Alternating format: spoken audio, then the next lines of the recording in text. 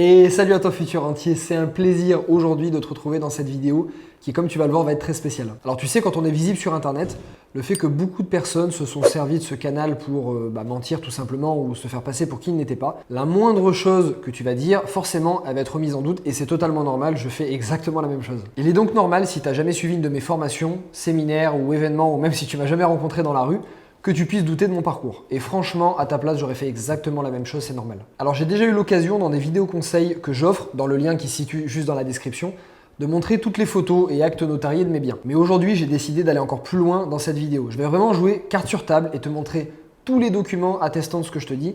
Et tu verras que depuis le début, je te dis que la vérité. Alors à ce moment-là, tu pourras faire la différence entre les imposteurs qui utilisent Internet pour tromper et ceux qui, comme moi, utilisent juste Internet comme moyen de communication comme un autre. Chapitre 1, d'où je viens. Donc, tout d'abord, j'ai grandi dans une petite ville qui est proche de Nice.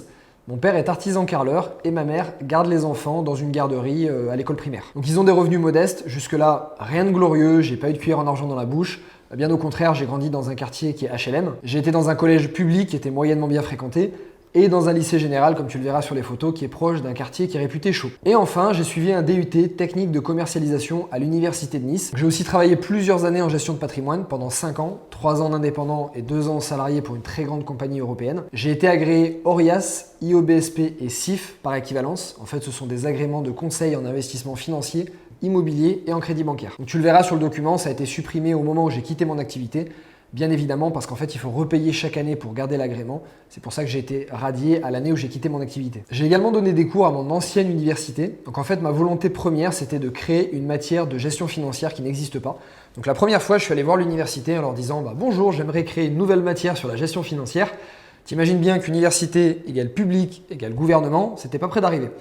Mais du coup, je me suis résolu à donner des cours de négociation, même si franchement, entre nous, je leur parlais beaucoup plus de gestion financière, d'immobilier ou de développement personnel. Donc comme tu le vois sur le contrat, on ne donne pas des cours pour l'argent. Pour moi, en fait, c'était juste la passion de transmettre parce que j'adorais ça. Et j'ai tellement rencontré dans ma carrière de gestion de patrimoine des clients ayant fait de très grosses erreurs financières et me répétant à chaque fois, si j'avais su, j'aurais dû vous rencontrer plus tôt, ou si j'avais su, j'aurais dû faire autrement. Chapitre 2, toutes mes opérations immobilières. J'ai acheté en 6 ans 38 biens seuls et actuellement 2 en cours avec des participants de formation. J'ai acheté de tout type de biens, des appartements, immeubles, locaux commerciaux, des terrains. J'ai acheté en France, à l'étranger. J'ai fait de la location nue, meublée, longue durée, courte durée, de la colocation, de la division. J'ai fait aussi de la création de surface, création de copropriété, création d'appartements, de parking et enfin de la construction. Donc en fait, j'ai fait aussi bien de la location que de l'achat-revente puisque j'ai déjà revendu 7 biens avec plus-value, tu verras les documents ensuite. Et du coup, c'est cette multitude d'expériences, de types de biens, de stratégies qui me permettent aujourd'hui d'avoir du recul sur ce qui marche ou non et surtout les avantages et inconvénients de chacune des stratégies en fonction de ton profil à toi et en fonction d'une certaine situation. Aujourd'hui, par exemple, je ne pourrais pas me considérer comme formateur si je te disais fais de l'immeuble de rapport, fais de la location saisonnière ou fais ce type de stratégie. Pour moi, en fait, je veux vraiment être le plus neutre possible. C'est pour cette raison que j'ai touché à énormément de stratégies différentes. Donc, je vais maintenant te détailler l'ensemble de tout ce que j'ai acheté avec toutes les photos, les actes notariés. Alors, je ne rentrerai pas dans un premier temps dans le détail de pourquoi je les ai achetés et surtout pourquoi je les ai vendus. Tu retrouveras cette analyse complète dans mon livre. Tu peux d'ailleurs le commander via Fnac ou Amazon dans un lien qui est dans la description juste en dessous. Dans le dernier chapitre de cette vidéo, je te détaillerai combien m'ont rapporté tous ces biens avec leurs photos. Alors, je te parlerai de tous mes biens, mis à part 1 ou 2 investissements qui sont un petit peu spécifiques, que j'aborderai pas dans cette vidéo. Donc futur entier, c'est parti, voici maintenant en détail tout ce que j'ai acheté. Alors en juillet 2014, je fais l'acquisition d'un petit studio de 20 mètres carrés à Budapest, capitale de la Hongrie. Alors j'y ferai une rénovation vraiment très simple.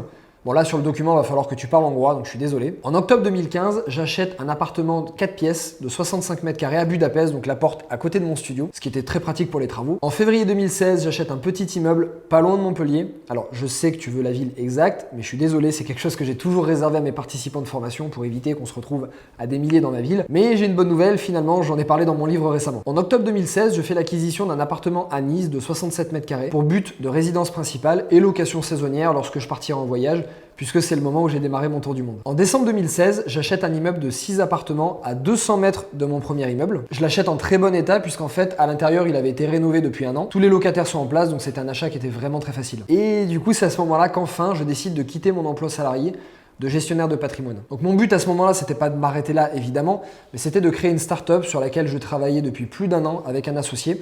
En fait, je m'étais dit, dès que je gagne au moins 2000 € par mois net avec l'immobilier, Je peux quitter mon travail, l'esprit tranquille et me consacrer au développement de ma startup sans avoir, tu vois, la pression de me dégager un salaire. Mais mon envie de faire de la formation et aussi les fonds que demandait ce projet de startup, faut le dire, m'ont fait changer d'avis. Et donc c'est à ce moment-là qu'est née mon entreprise de formation. Donc j'ai acheté à ce moment-là, moment de création de mon entreprise, 13 biens immobiliers.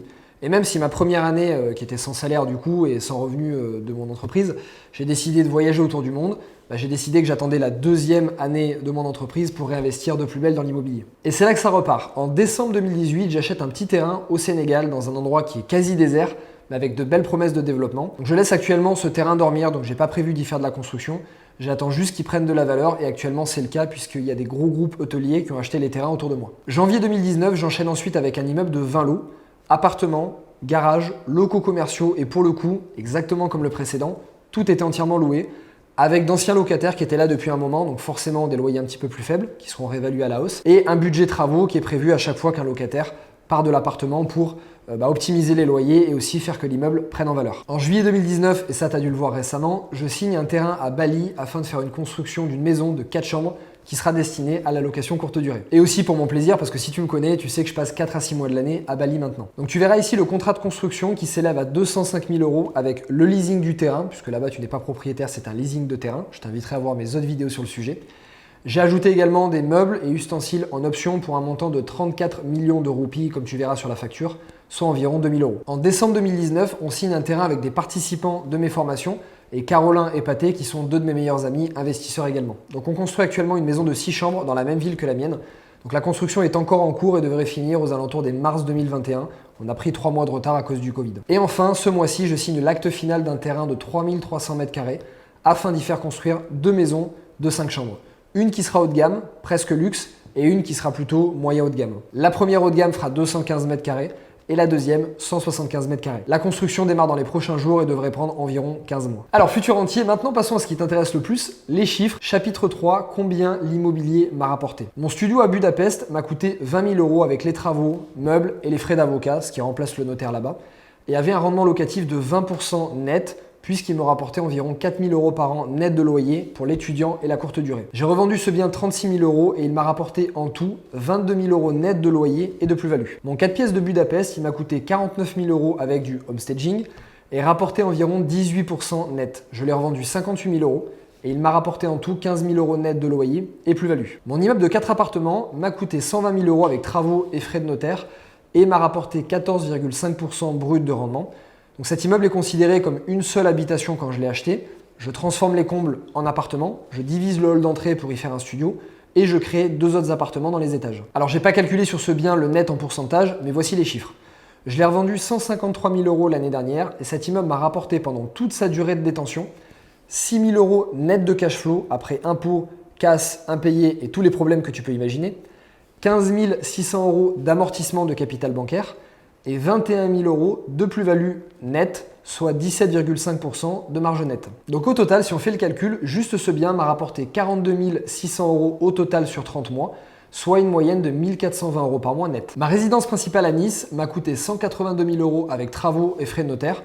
Donc c'est en fait un grand 2 pièces où j'ai créé une deuxième chambre, ce qu'on appelle une chambre borgne. En fait, c'est une fausse chambre, c'est-à-dire sans fenêtre. J'y ai également habité, je l'ai loué pendant le début de mon tour du monde. J'étais en tour du Mont Blanc, en Espagne et en Thaïlande pendant un stage de boxe thaï. Donc cet appartement m'a rapporté 2 000 € net en location. Je l'ai vendu 235 000 €, frais d'agence inclus, soit 226 800 € net vendeur. Et j'ai même vendu les meubles à l'acheteur pour 1 800 € de plus. Donc cet appartement m'a donc rapporté 46 800 €, soit 43 800 € net une fois remboursé les indemnités de remboursement anticipées et autres frais que j'avais. Mon immeuble de 6 appartements m'a coûté 242 000 € avec frais de notaire, je le possède encore aujourd'hui. Il a un rendement locatif brut de 13,5% et une valeur aujourd'hui de 280 000 €, sans agence car j'ai pas besoin d'agence pour vendre ce type de bien vu que c'est très recherché. Donc depuis que je possède ce bien et donc sur 46 mois, il m'a rapporté en cash flow généré net d'impôts 33 000 €, j'ai arrondi.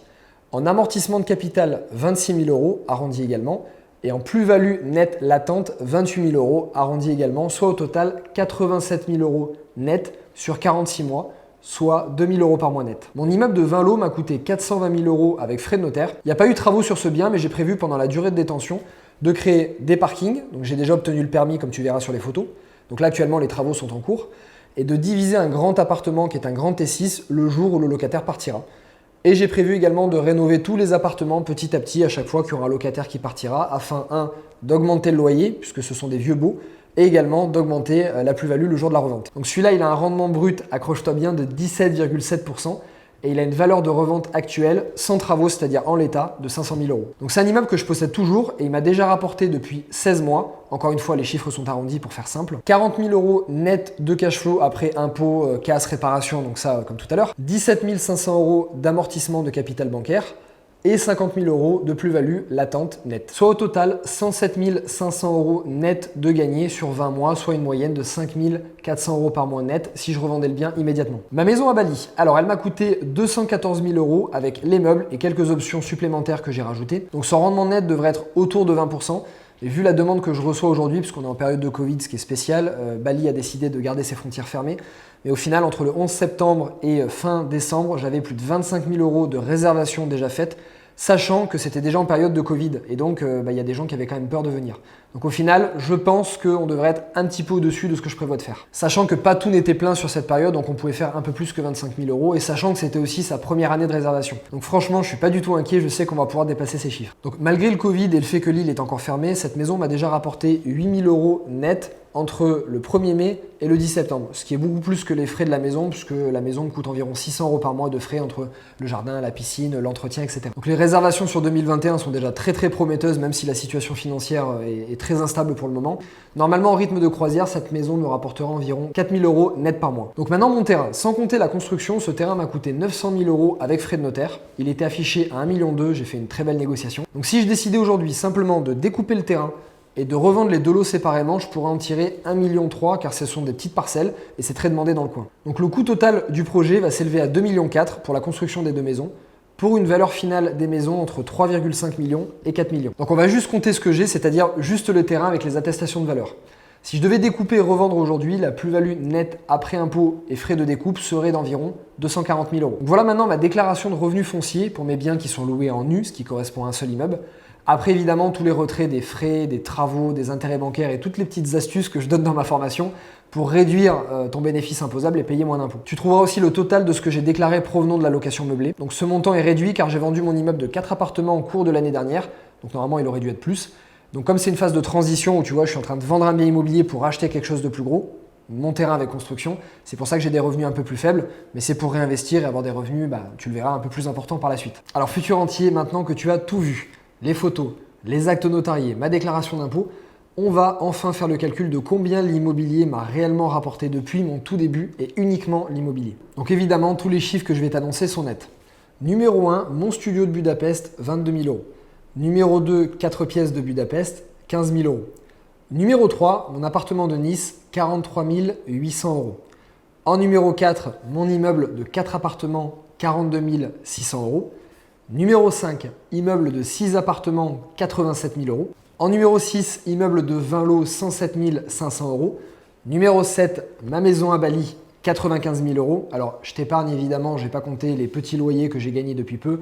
C'est anecdotique pour le moment. Et en 8, mon terrain pour 240 000 euros. Soit un total de gagné dans l'immobilier de 652 900 euros depuis mes tout débuts, soit juillet 2014. Ce qui fait une moyenne de 8 822 euros par mois net d'impôts en moyenne. Alors maintenant, on va faire quelque chose qui va te plaire.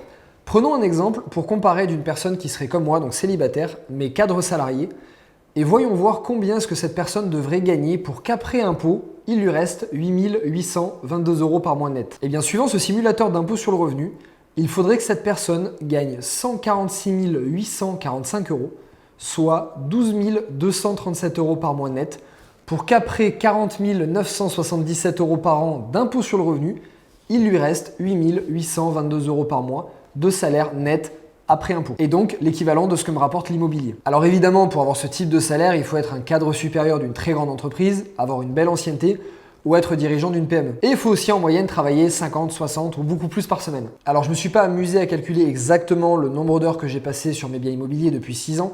Ce que je peux juste te dire, c'est que ça représente beaucoup moins que 40 à 50 heures par semaine parce que pendant cette période-là, j'ai pu faire énormément de choses.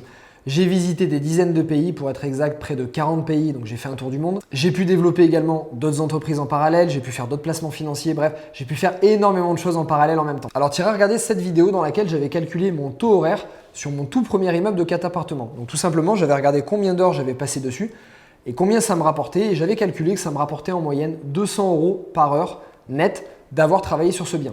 C'était ma première opération, il y a eu beaucoup d'erreurs. Sur mes dernières, je l'ai recalculé. Il est plutôt aux alentours de 800 € net. Donc c'est pour cette raison que je délègue de plus en plus sur mes biens immobiliers. Je cherche à réduire mon temps de travail passé sur l'immobilier pour augmenter au maximum mon taux horaire. Alors je tiens aussi à te dire qu'avec ce que je compte revendre et les opérations que j'ai en cours pour les 2 prochaines années, mes revenus dépasseront largement les 20 000 € par mois net d'impôts. Donc futur entier, quelles sont les conclusions de cette vidéo? Alors, première conclusion, je voulais te montrer en toute transparence tout ce que j'avais acheté, les actes notariés, les photos, bref, je voulais absolument que tu saches tout de mes investissements immobiliers. Et surtout, combien ils m'ont rapporté avec tous les chiffres à l'appui. Voilà, comme ça tu pourras faire la différence entre des personnes qui sont honnêtes comme moi, qui utilisent juste Internet ou YouTube comme moyen de communication, et d'autres malheureusement qui sont des charlatans et qui l'utilisent parce que cela leur permet de cacher la vérité. Donc, je voulais aussi te montrer tout ça parce que ça permet d'éviter à notre cerveau de se trouver l'excuse « Ah oui, mais lui il avait de l'argent quand il a démarré, mais c'était plus facile pour lui.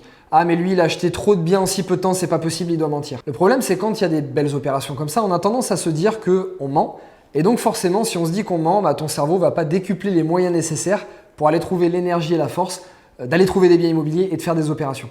Conclusion numéro 2, je voulais te montrer comment, à force d'apprentissage, de travail, de remise en question et d'immobilier évidemment, j'ai pu passer de 2 000 € par mois net de salaire dans mon ancienne activité et surtout sans m'y plaire et sans liberté à l'équivalent aujourd'hui de 12 237 € par mois avant impôt, en travaillant beaucoup moins, d'où je veux, la liberté de pouvoir voyager, de pouvoir passer plus de temps avec ma famille, etc.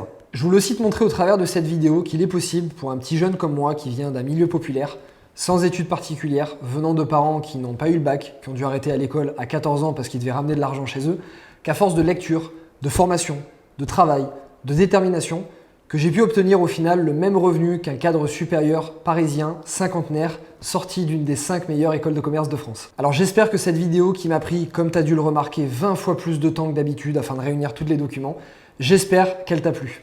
Alors c'était de nombreuses heures de calcul, d'analyse, de documents à réunir comme tu l'as vu, ce qui fait que ça m'a pris énormément de temps. Mais voilà, en tout cas, je suis très contente d'avoir pu te la faire. Donc futur entier, comme d'habitude, et tu sais ce que je vais te dire, mais raison de plus pour cette vidéo s'il te plaît. Si tu as aimé cette vidéo, mets un like dessus, tu sais que ça va booster l'interaction. Ça montrera cette vidéo à beaucoup plus de monde et donc ça m'aidera aussi énormément. Et comme tu le sais, c'est un moyen de communiquer. Si cette vidéo t'a plu, bah voilà, communique au travers de likes et moi je communiquerai en te faisant d'autres vidéos encore plus pointues et plus travaillées que celle-ci pour la fois prochaine. Dis-moi en commentaire qu'est-ce que tu as pensé de cette vidéo. Est-ce que ça t'a plu que je te détaille tout de cette manière? J'attends vraiment ton retour. Et surtout, n'oublie pas, si tu découvres l'investissement immobilier, clique sur la description juste ici et tu cliqueras sur un lien pour recevoir gratuitement plusieurs heures de séminaires sur ta boîte mail et également des vidéos où je te détaille beaucoup d'autres choses sur l'immobilier, ce qui pourra t'aider dans tes investissements. Je te souhaite, futur entier, comme d'habitude, une super belle journée. Tu sais ce que je veux dire, la patate, la motivation et aussi beaucoup de projets immobiliers. Je te dis à très bientôt.